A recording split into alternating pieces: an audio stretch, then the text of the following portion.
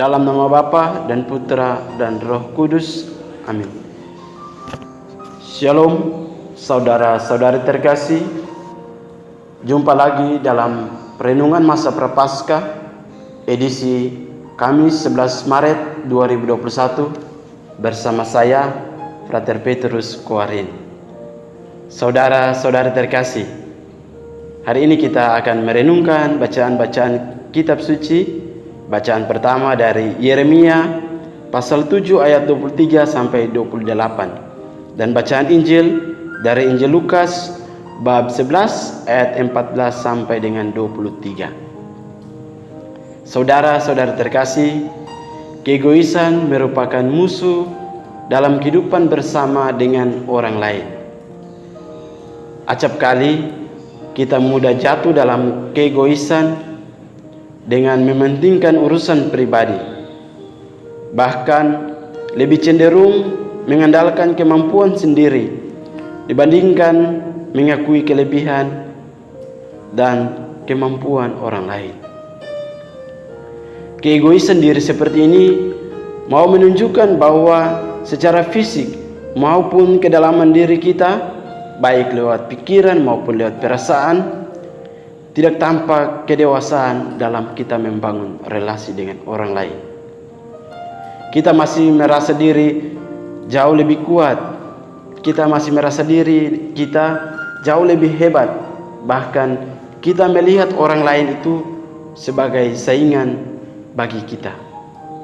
Saudara-saudara terkasih, bacaan Injil hari ini menceritakan bahwa kuasa Yesus dipertanyakan oleh orang banyak yang menyaksikan pengusiran setan dari orang bisu yang dilakukan oleh Tuhan Yesus.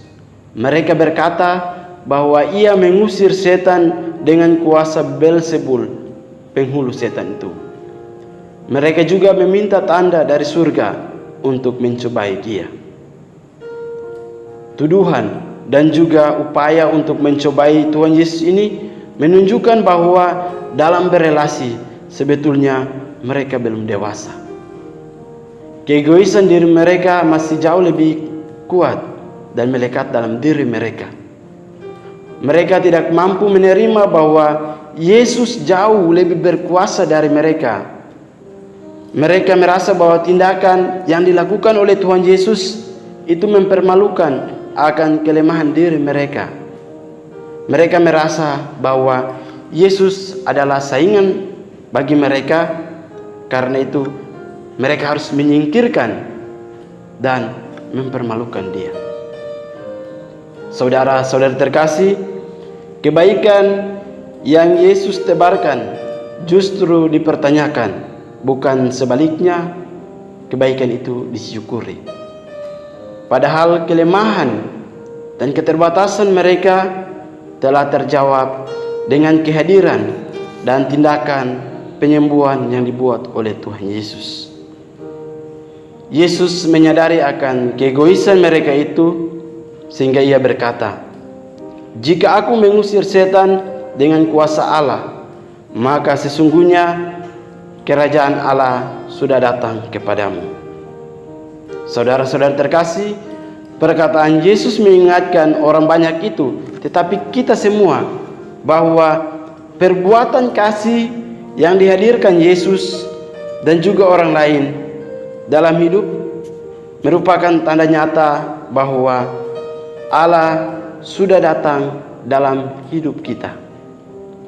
Allah senantiasa ingat akan kita semua. Maka melalui pernyataan itu pula Tuhan Yesus ingin menegaskan bahwa perbuatan kasih akan mendatangkan kebahagiaan untuk diri kita maupun juga untuk orang lain.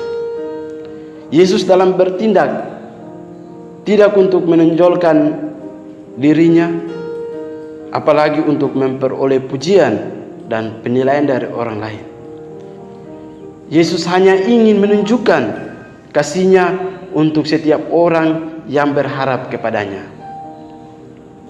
Saudara-saudariku terkasih, Tuhan hari ini mengetuk hati kita semua dengan berkata, Dengarkanlah suaraku, maka aku akan menjadi Allahmu, dan kamu akan menjadi umatku.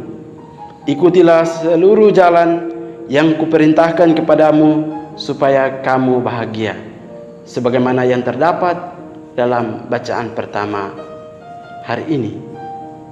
Suara Tuhan hari ini adalah suara yang mengajak kita untuk menjauhkan diri dari keegoisan. Karena keegoisan adalah akar dari dosa. Jalan yang Tuhan tawarkan kepada kita ialah jalan untuk membangun relasi yang baik dengan orang lain, agar kita semua memperoleh kebahagiaan. Tuhan menghendaki agar kerajaannya sungguh nyata dalam kehidupan kita setiap hari pula. Ia akan senantiasa menantikan pertobatan dari kita. Maka saudara-saudari terkasih, di masa Prapaskah ini, masa yang penuh rahmat ini, sikap pertobatan dapat kita wujudkan lewat buah-buah kebaikan yang dapat kita bagikan, yang dapat kita taburkan kepada orang lain di sekitar kita. Rahmat Allah menolong kita sekalian. Amin. Dalam nama Bapa dan Putra dan Roh Kudus. Amin.